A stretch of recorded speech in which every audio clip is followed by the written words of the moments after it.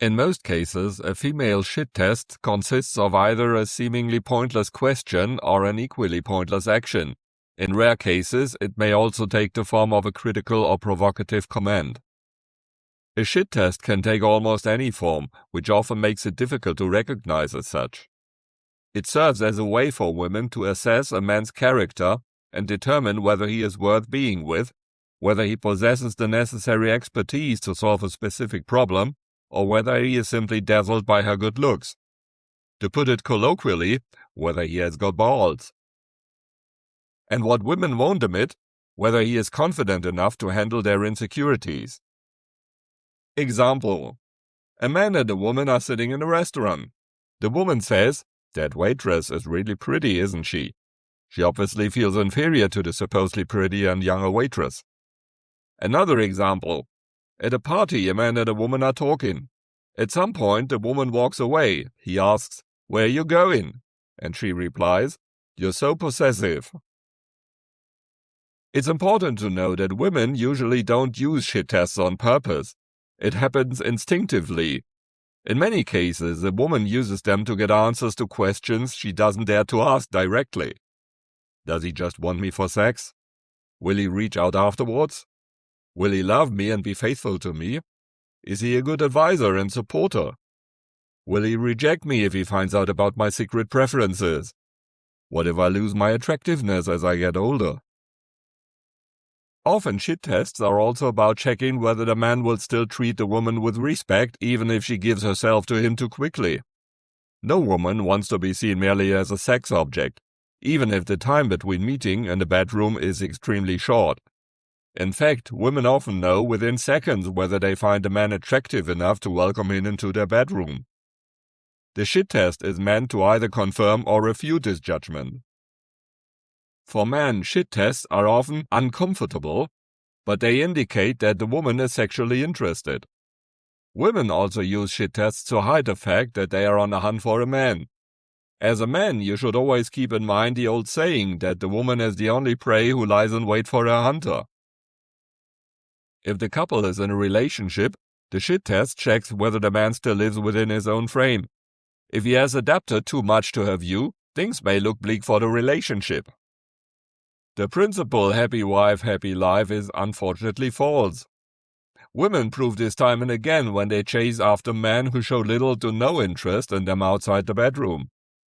It is this emotional distance that spurs some women on even more. This also applies to long-term relationships. If, for example, she insists that he cancel an appointment for her sake, he should not do so. He could perhaps offer her an alternative, such as taking her out to dinner the following weekend. However, this shouldn't happen too often because as a man, you'll otherwise make yourself vulnerable to blackmail. It is important for a man in a relationship to always maintain control and his frame, because otherwise the woman will no longer take him seriously. It's always the man who leads. The worst thing about shit tests is that there is no one-size-fits-all strategy for dealing with them. At best, there are a few things you should avoid. For example, don't let your nerves get the better of you when you first meet someone. Later on, a little teasing is allowed, but you should avoid criticism or even insults. You also shouldn't get personal or bring up the woman's immediate behavior or appearance. If necessary, it's better to ignore a shit test and simply change the subject. Not trying to impress her right now shows a certain self-confidence that women definitely appreciate. And here too, the rule is, always stick to your own frame. Another option is to respond with humor. For example, if she asks, "Will you still love me when I'm old and ugly?" Then a fitting response is, "But honey, of course I do." Or if she says, "I haven't spoken to you in 3 days, don't you even want to know why?"